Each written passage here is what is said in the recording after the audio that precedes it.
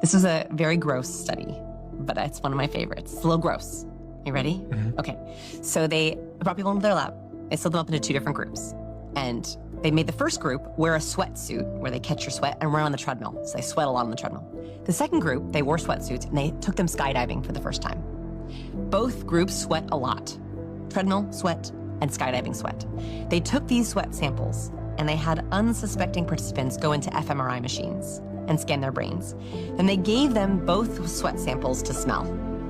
Or these poor people didn't know what they were smelling. They went it. Everyone who smelled the skydiving sweat had an activation in their own amygdala, their own fear response triggered. In other words, when This is very interesting.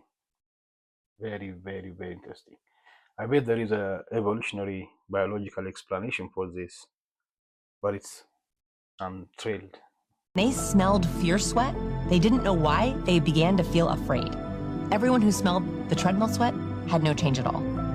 This means that, yes, we can talk about facial expressions and body language and vocal cues and words, but there's also something chemically happening with the people around us, that we can literally smell fear and we catch.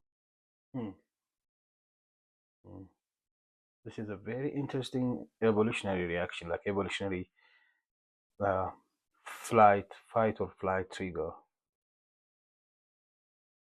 So I don't think anybody has trained us as a child or as a kid, smelled as a sample of sweatshirts and then told us this is fear, this is stress, this is anxiety, or this is madness, or this is anger.